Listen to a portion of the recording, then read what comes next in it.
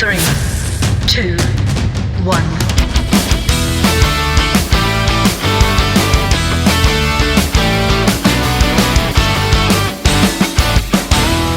You know what? If you feel lack and limitation rearing its ugly head, look this way. If you suffer from a negative perspective on life, look this way.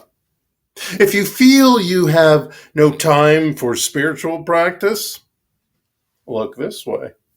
If your bandwidth is being taken up by old stories or junk thinking or whatever, look this way. If you feel you are suffering from the metabolic burden of uncertainty because of the news and other chaoses going on in the world, look this way. This way is the science of mind. Not the book itself, not the organization based on the book and the other teachings of Ernest Holmes and others, of course, but the science of the laws of nature, the universal laws that the book teaches. In the answer to a question, do scientists pray and what do they pray for? Albert Einstein wrote this back to a little girl who actually asked that question. Do scientists pray and what do they pray for? Einstein wrote, scientific research is based on the assumption that all events, including the actions of mankind, are determined by the laws of nature. Therefore, a research scientist will hardly be inclined to believe that events could be influenced by a prayer, that is, by a wish addressed to a supernatural being. However, we have to admit that our actual knowledge of these laws is only an incomplete piece of work, so that ultimately the belief in the existence of fundamental, all-embracing laws also results on a sort of faith. All the same, this faith has been largely justified by the success of science.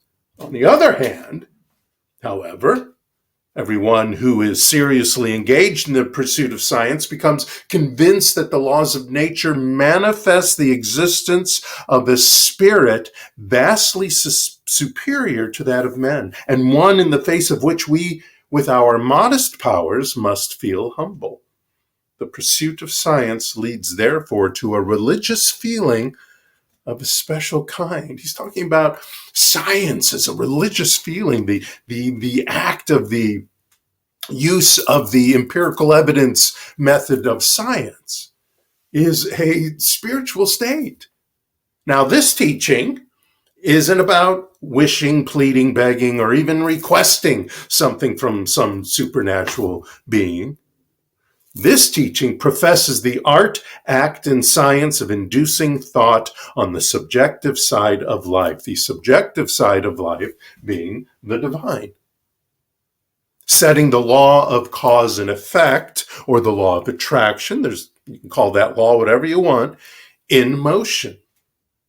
It is an invocation that creates purposeful rapport with the universal energy of creation, the laws of the universe, whatever you want to call that power and presence. It is a communion with a power greater than us that we may not fully understand yet.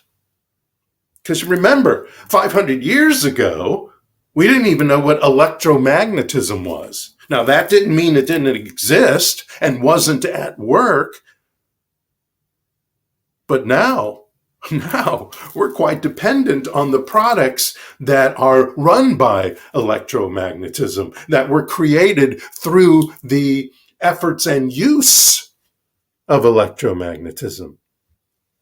I was watching this discussion with five scientists, and they were talking about consciousness and the brain. And one of them was Barbara J. King, who is the professor emerita and former chair of the Department of Anthropology at the College of William and Mary. She's also a neuroscientist and a psychologist. And she had some very interesting things to say, and I just want to tell you a few of them. She said, brains are wired to predict. Predictions our beliefs. We are wired for belief. Feeling is at the core of the wiring of our brains. Feeling is believing. It is the root of belief. Isn't that great? She went on to talk about, and so did the other guests on this symposium, talk about how we impose meaning on events, thoughts, and beliefs through our feelings. We decide the value of things, of events, thoughts, and beliefs. We decide the value of them through our feelings. It's like currency. You know, rocks used to be a common currency. Salt and barley, too. They were a common currency, but not anymore, really. Your mortgage only has value because society has imposed that contractual piece of paper has meaning. In itself, the piece of paper doesn't have meaning. The $100 bill in your pocket doesn't have meaning, except that we have put meaning to it. We have a feeling about that $100 bill. We have a feeling about that mortgage that makes it so. Feeling, consciousness, and belief are the prime ways to look this way instead of another. There is a value that we put in the transcendence of consciousness and conscious thought. There is meaning in experiencing the wonderment and awestruckness of nature. There's a power in our awareness practices, our affirmative prayer, our use of affirmations, visualizations, vision boarding and meditation, or even in earthing. You know, when you put your feet in the grass, that's earthing. Chakra balancing, Reiki, and other energy and healing practices, biofeedback, cognitive therapies, and even some psychedelic usage. It's all a power of awareness. There's a payment that we make in self-talk, in our perspective in life, in our vision statements in life, and other self-development practices that change our beliefs, and like journal writing and morning pages and goal setting and stuff like that. And with the feelings that are behind these values, these meanings, these payments and power, comes the experiences we've decided we require in our lives. It takes a turning towards your faith in those things, towards your idea and your value of those things, and the faith and value of this creative power, this greater creative power that we believe in. And that is there, whether we believe it or not, for you to tap into. Whether you know you're tapping into it directly by calling it by a name or a thing or an energy, you still are tapping into it. Your belief is still happening. Even if you do the kind of wishing prayer, the belief system, the value you're putting to that idea of wishing is the value that comes back to you in your manifestation, because that's what the laws of the universe listen to.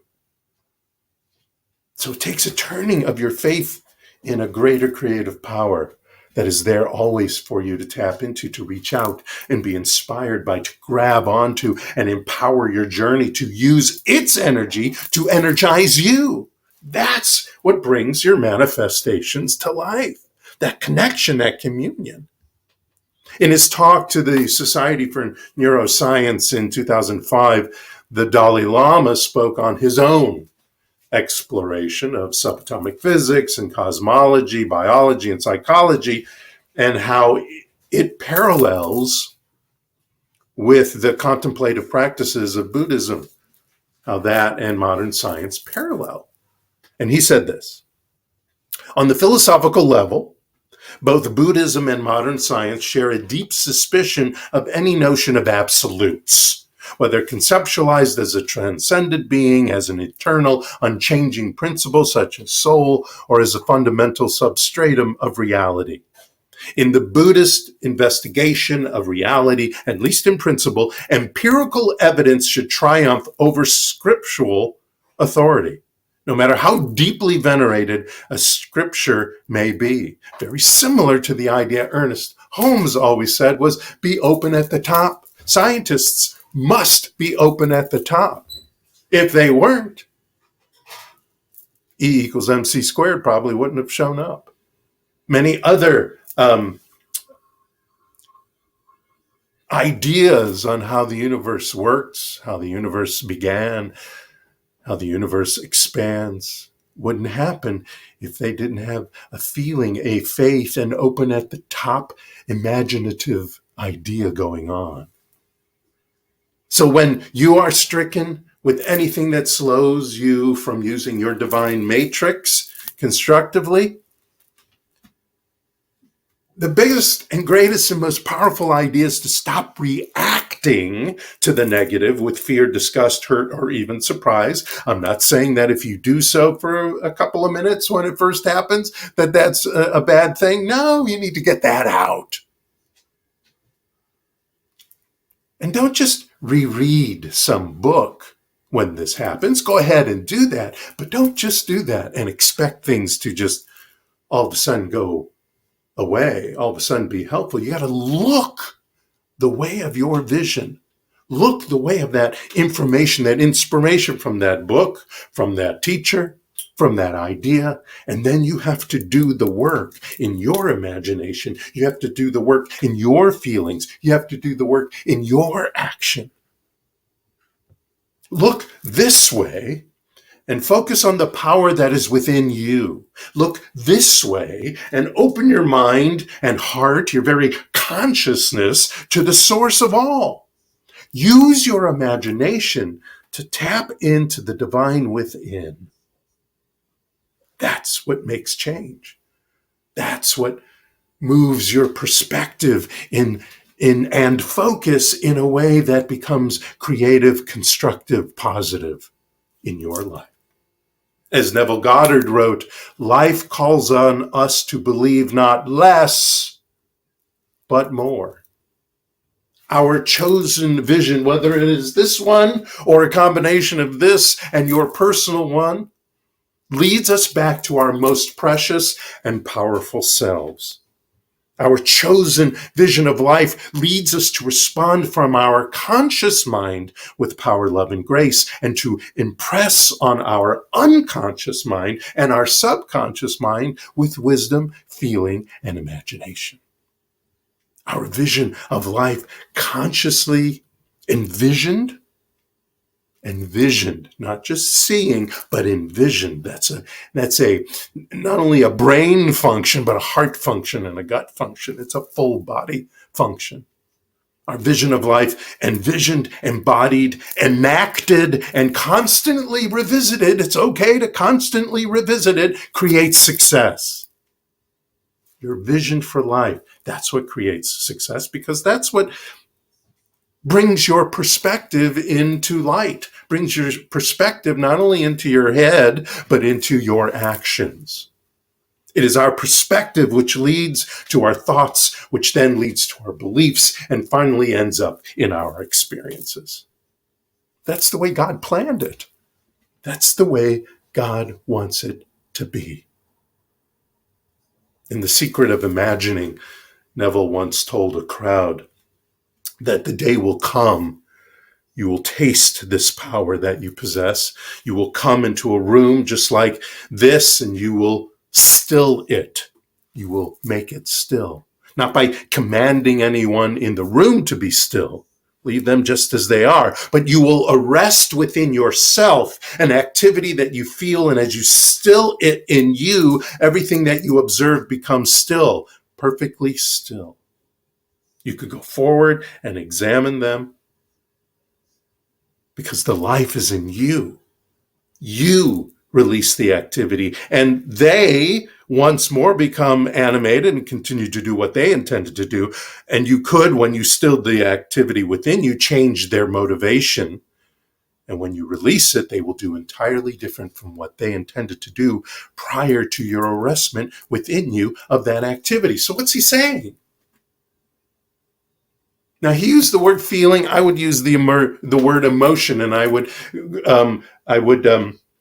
narrow that word emotion to reaction. So when something happens, when you enter the room, you're not reacting to the room, you're responding to the room with a feeling. And that feeling changes the energy around you, so that what comes to you in that room is based on your response, based on your perspective, based on your vision of your life. Again, this is responding versus reacting, looking this way instead of the way of the chaotic condition that may occur. Looking this way instead of the opinion of others. Looking this way instead of letting old stories trigger you. Looking this way empowers the best of you. So I ask you to join me in looking the way of your divine self. And if the whirling dervishes or monkey minds show up, okay, fine. They showed up. Strike a power pose for 2 minutes. Did you ever do that? I've talked about this before. Strike a power pose. Strike a power pose could be Wonder Woman or Superman or something like that. There is scientific evidence that when you strike a power pose for 2 minutes, it does several things. One, it increases your testosterone levels 20%. Yes, females too. 20%. Those are levels that give you a power within, that give you an assertiveness. Your cortisol levels, on the other hand, drop about 15%, which is fabulous because sometimes when you're in those situations, your cortisol level goes up because there's some stress, there's maybe some fear. But when you strike this pose, strike the pose for 2 minutes or so, your cortisol level drops 15%. That could be just enough for you to turn around, to turn all your ideas around so you stop reacting and start responding. And finally, it makes you 30% more likely to take dynamic action, to be more assertive, to remember who you are, the power and presence that is within you right here, right now, the one who can vibrate at the speed of the divine. Those small percentages, 30%, 15%, 20%, could help you, could assist you, could be the catalyst for you to take back your power and perspective. Look this way. Look this way. And let your vision illuminate your very presence. Inform your every thought. Flush out your subconscious junk and inspire your every action. Look this way through your divine powered self. And you will not only feel your magnificence, you will rock the world with your magnificence. Thank you so much. Namaste.